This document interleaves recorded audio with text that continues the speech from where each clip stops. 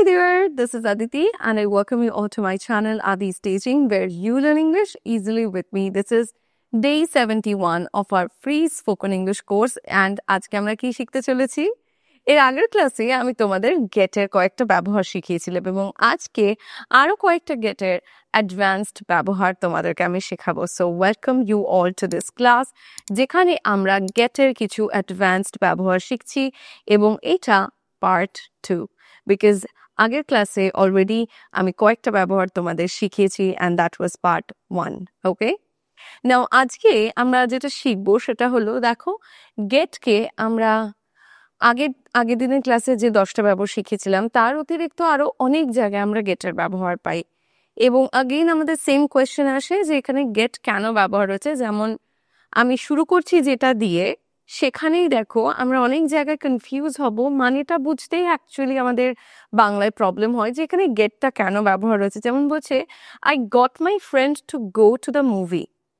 এটা নিশ্চয়ই দেখে তোমাদের মনে হচ্ছে যে এখানে হয়তো বলার চেষ্টা করেছে যে আমি আমার বন্ধুকে নিয়ে মুভিতে গিয়েছিলাম, বাট এর অ্যাকচুয়াল মিনিং হচ্ছে I convinced my friend to go to the movie. তার মানে হচ্ছে আমি আমার বন্ধুকে মুভি দেখতে যাওয়ার জন্য রাজি করিয়েছিলাম। তাহলে এখানে গেটের মানে কি হলো? এখানে গেটের পাস্ট ফর্ম গটের ইউজ হয়েছে যেহেতু আমি পাস্ট টেন্সে কথাটা বলছি। ওকে, সো কনফিউজ হয়ে যেও না, যেখানে তোমরা গট দেখবে সেটা পাস্টে কথা বলছি বলে গেটটা গট হয়ে গেছে। তো এখানে গেটের মানে হচ্ছে কনভিন্স করানো, তাই না? কাউকে রাজি করানো। তাহলে গেটকে আমরা কাউকে কনভিন্স করানোর ক্ষেত্রে বা পারসুয়েডের ক্ষেত্রে যে আমি কাউকে রাজি করাচ্ছি, মানাচ্ছি, সেই ক্ষেত্রে আমরা গেটকে ব্যবহার করতে পারি। সেই ক্ষেত্রে সেন্টেন্সের স্ট্রাকচার কিরকম হয়? সাবজেক্ট বসাই, তারপরে আমরা গেট বসাই, অবজেক্ট বসাই, টু অ্যান্ড দেন ভার্ব। একটু দেখে নিই এখানে মিলেছে কিনা। দেখো এখানে সাবজেক্ট বসিয়েছি আই, তারপরে আমি গেটের পাস্ট ফর্ম গট বসিয়েছি, অবজেক্ট বসিয়েছি মাই ফ্রেন্ড, তারপরে টু বসিয়েছি ঠিক যেরকম বলেছে, তারপরে ভার্ব গো, তারপরে কোথায় সেই প্লেসটা বসিয়েছি। Okay, rest of the sentence same ভাবে পরেরটা আছে she got me to help with her project. সে আমাকে তার প্রজেক্টে সাহায্য করার জন্য রাজি করিয়েছিল। Okay, so she got me to help with her project মানে সে আমাকে কনভিন্স করেছিল, সে convinced me, she convinced me. Next বলছে we got our parents to take a holiday. We got our parents to take a holiday তার মানে হচ্ছে we convinced our parents to take a holiday. আমরা আমাদের বাবা মাকে একটা ছুটি নেওয়ার জন্য, হলিডে নেওয়ার জন্য কনভিন্স করেছিলাম। বোঝা গেছে? পরেরটা দেখি। গেটকে আমরা এসকেপ বা অ্যাভয়েডের ক্ষেত্রেও ব্যবহার করতে পারি। কিভাবে দেখো? স্ট্রাকচারটা দেখো, স্ট্রাকচারটা দেখো। এখানে বলছে আগে সাবজেক্ট হবে, তারপর গেট আউট অফ লিখবো, তারপরে নাউন বা ভার্বের ব্যবহার হবে। তোমরা নিশ্চয়ই বুঝতে পারছো যে কেন আমি তোমাদের সাথে প্রত্যেকটা ব্যবহারের পরে স্ট্রাকচার শেয়ার করে দিচ্ছি। গেটের প্রত্যেকটা যে ইউজ আমি তোমাদের শেখাচ্ছি তার পাশে কিন্তু লেখা থাকছে স্ট্রাকচার। কেন? যাতে তোমরা যখন খাতায় নোট ডাউন করছো, পরবর্তীকালে গিয়ে যখন নিজেরা সেন্টেন্স ফর্ম করবে, তোমরা যাতে বুঝতে পারো যে সেন্টেন্স কিরকম ভাবে গঠন করতে হবে, যাতে তোমাদের সুবিধে হয়। বিকজ আমার যে কটা এক্সাম্পল এখানে লেখা রয়েছে তার অতিরিক্ত আমি চাই যে তোমরা বাড়িতে প্র্যাকটিসের সময় নিজেরা সেন্টেন্স তৈরি করো। তো দেখো এখানে সাবজেক্টের পরে গেট আউট অফ বলেছে, তারপর নাউন বা ভার্বের ব্যবহার হবে বলেছে। তাই হচ্ছে I got out of work before my exam. আমার এক্সামের আগে আমি আমার কাজের থেকে মুক্তি পেয়েছি। তার মানে হচ্ছে যে আই বসালাম সাবজেক্ট হিসেবে, গেট আউট অফ পেয়েছি, গট হয়ে গেছে পাস্ট, ওয়ার্ক এখানে নাউন হলো। ঠিক আছে, তারপর রেস্ট অফ দ্য সেন্টেন্স মানে হচ্ছে আমার এক্সামের আগে আমি আমার কাজের থেকে ছুটকারা পেয়েছি। ঠিক আছে, মানে কাজের থেকে পালাতে পেরেছি বা কাজ অ্যাভয়েড করতে পেরেছি। তো এসকেপের ক্ষেত্রে, মুক্তি পাওয়ার ক্ষেত্রে আমরা কি ব্যবহার করলাম? গেট আউট অফ এর ব্যবহার করলাম। তো সেই ক্ষেত্রে গেটের পরে আমরা যেটা দেখছি আউট অফ এর ইউজ হয়েছে। পরেরটা দেখো he got out of paying the fine. Fine pay করার হাত থেকে সে রেহাই পেল। তাহলে রেহাই পাওয়ার ক্ষেত্রে এখানে ব্যবহার হয়েছে ফাইন পে করার হাত থেকে সে রেহাই পেল। গেটের জায়গায় গট হয়েছে, আউট অফ ইউজ করেছি, পেইং ভার্ব আমরা দেখতে পাচ্ছি এখানে ব্যবহার হয়েছে। পরের এক্সাম্পলটা দেখো, বলছে do you really want to get out of this trouble. এখানে কি হয়েছে, এখানে কোয়েশ্চেন হয়েছে, বলছে তুমি কি সত্যি এই সমস্যার হাত থেকে মুক্তি পেতে চাও। ওকে, সো গেট আউট অফ এর মানে এখানে হচ্ছে কি, তাহলে মুক্তি পাওয়া, রেহাই পাওয়া, ঠিক আছে। সো তুমি কি সত্যি এই সমস্যার হাত থেকে রেহাই পেতে চাও, গেট আউট অফ ইউজ হয়েছে। ক্লিয়ার? নেক্সট ইউজ দেখো, বলছে গেটকে আমরা রিকভার ফ্রম ইলনেসের ক্ষেত্রে, অর্থাৎ কোনো রোগের থেকে মুক্তি পাওয়ার ক্ষেত্রে ব্যবহার করতে পারি। সেক্ষেত্রে স্ট্রাকচারটা কি, স্ট্রাকচারটা বলছে সাবজেক্ট হবে, গেটের পরে ওভারের ব্যবহার করব এবং তারপরে নাউনের ব্যবহার করব। তার মানে এখানে গেট মানে কি হবে, তাহলে recover from illness. Okay, recover from illness. যেমন বলছে he got over his fever, তার মানে কি, he got over his fever. আচ্ছা, এখানে স্ট্রাকচারটা দেখিনি, স্ট্রাকচারটা এখানে মিললো কিনা। বলছে সাবজেক্ট হবে গেট ওভার নাউন, তাই হয়েছে হি সাবজেক্ট, গেট ওভার, তারপরে হচ্ছে হিজ ফিভার, ফিভার নাউন হয়েছে। তার মানে এখানে স্ট্রাকচারটা বলেছে, তার সাথে এখানে সেন্টেন্স কিন্তু একদম ঠিক আছে, স্ট্রাকচারের সাথে সেন্টেন্স আমি মিলিয়ে দিয়েছি। কিন্তু এখানে গট ওভারের মানে কি, গট ওভার হিজ ফিভার মানে কি, গট ওভারের মানে এখানে হচ্ছে কাটিয়ে ওঠা বা সুস্থ হয়ে ওঠা। তাহলে সে জ্বর কাটিয়ে উঠেছে, এটার মানে হচ্ছে সেটাই। পরেরটা বলছে they can't get over his departure, যে ডিপার্চার মানে হচ্ছে চলে যাওয়া।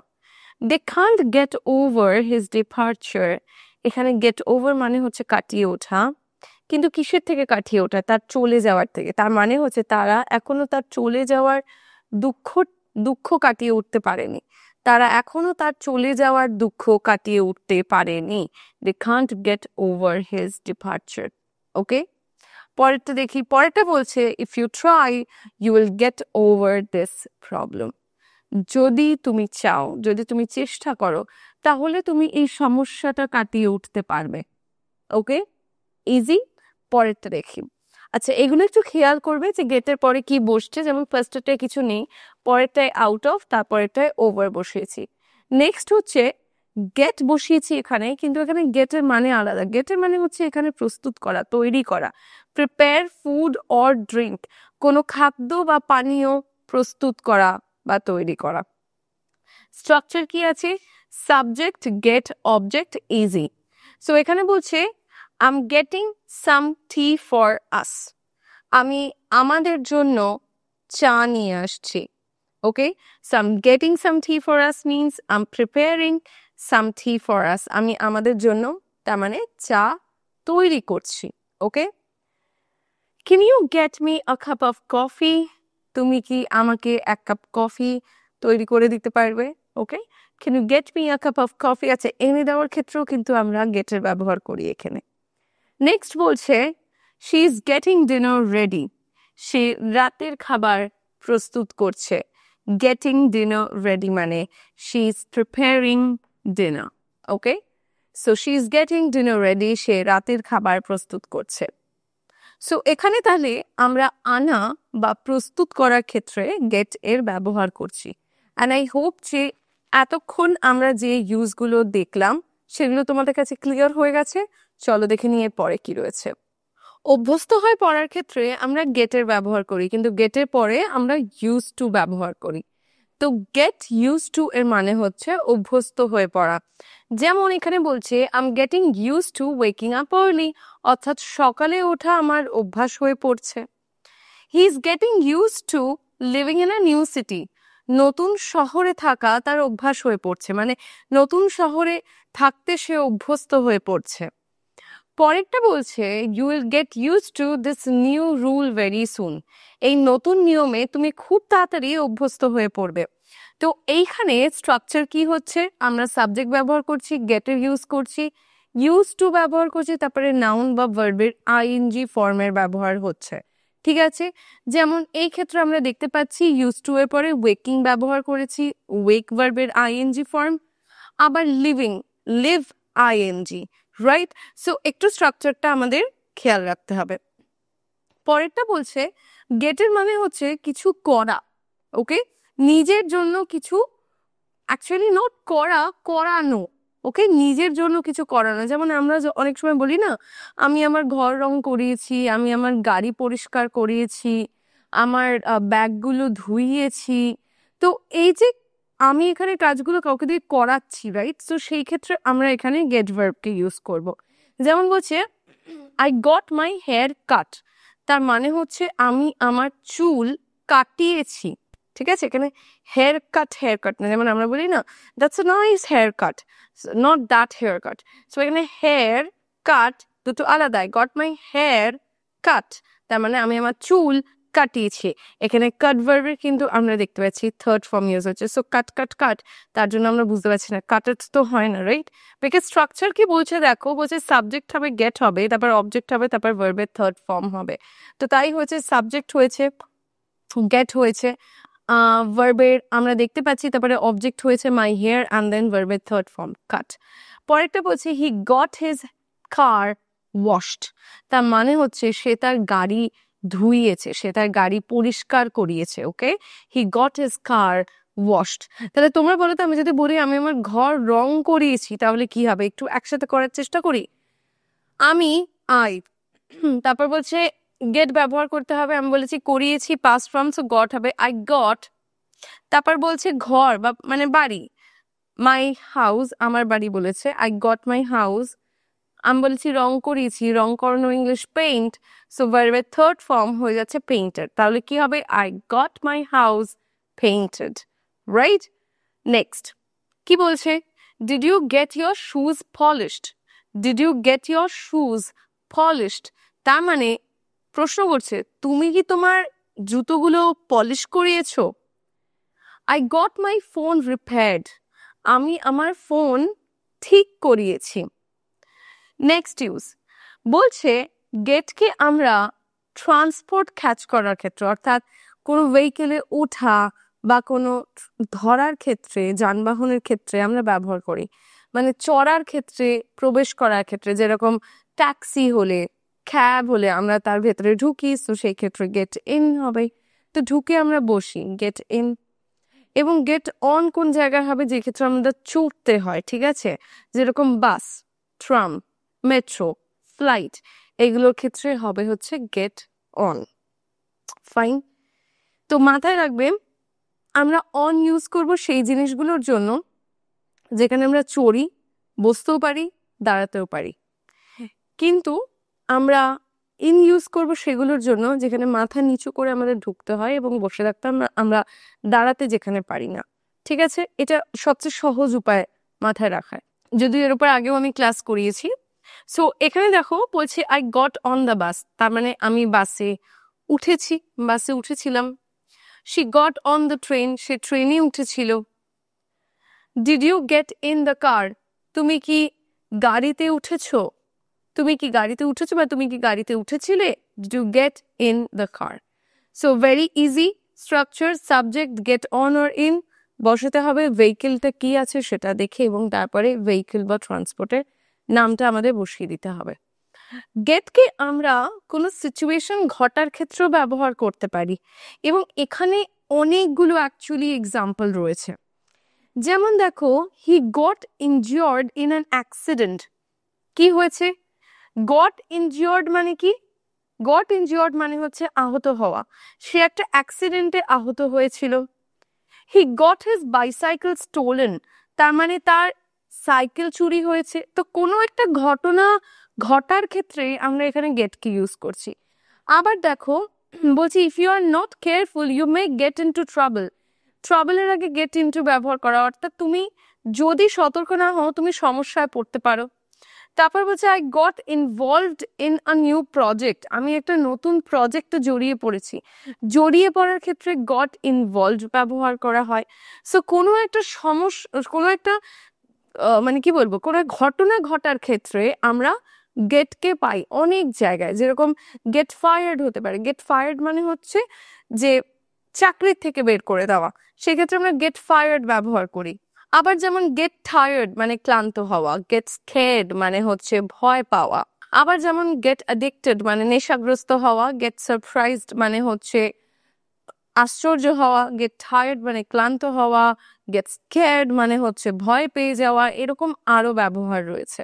নেক্সট দেখো, আমরা গেটকে আরেক জায়গায় ব্যবহার করতে পারি, find time to do something, অর্থাৎ কোনো কিছু করার জন্য সময় পাওয়া। তাহলে সময় পাওয়ার ক্ষেত্রে আমরা গেটের পরে টাইমের ব্যবহার করি দেখবে অনেক ক্ষেত্রে, যেমন I couldn't get time to meet you, তার মানে তোমার সাথে দেখা করার আমি সময় পাইনি, তোমার সাথে দেখা করার আমি সময় পাইনি। তাহলে আমি সময় পাইনি, ইংলিশ কি হবে? I couldn't get time. Next বলছি, he is not getting enough time to study, সে পড়াশোনা করার জন্য যথেষ্ট সময় পাচ্ছে না।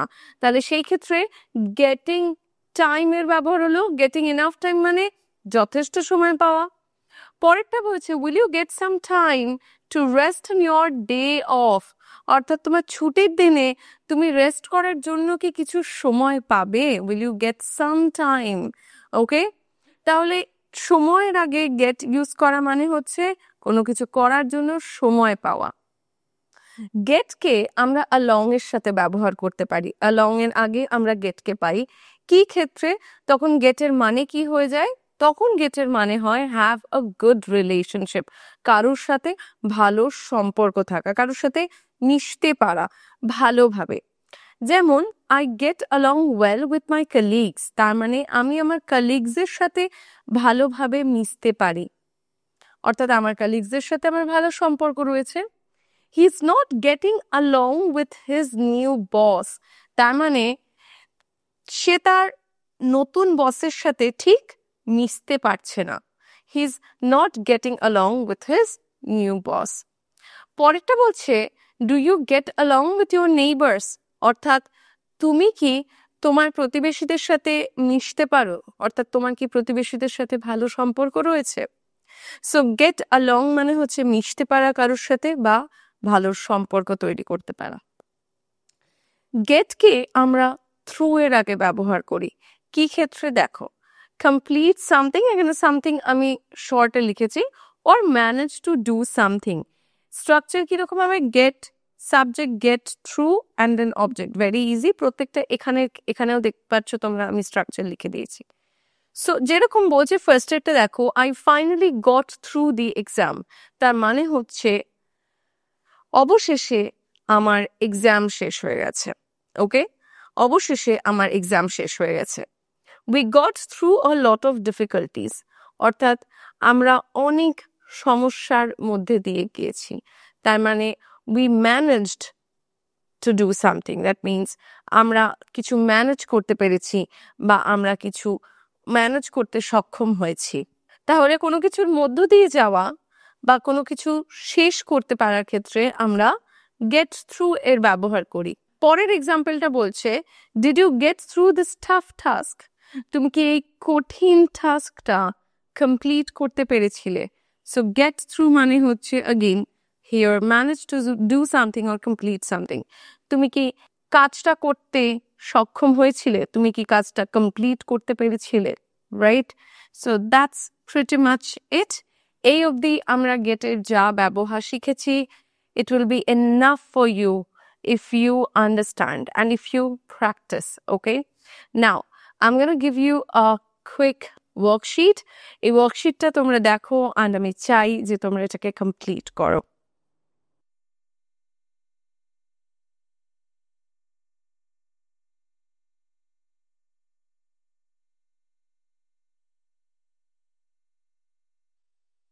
All the answers are given in the comment section, so please check the comment section. আমি সেখানে আনসার গুলো পিন করে দেবো। চলো তাহলে দেখা হচ্ছে তোমাদের প্রত্যেকের সাথে আবার পরের ক্লাসে। অ্যান্ড যদি আজকের ক্লাসটা তোমাদের ভালো লেগে থাকে তাহলে লাইক করে দিও, শেয়ার করো বন্ধুদের মাঝে, ফ্রিতে যাদেরকে তোমরা স্পোকেন ইংলিশ ক্লাস বাড়িতে বসে শেখাতে চাও, অ্যান্ড সাবস্ক্রাইব করে দিও যদি তোমরা আমার চ্যানেলে নতুন হও। কমেন্টস করে জানিও আজকের ক্লাসটা কেমন লাগলো। Thank you so much for today.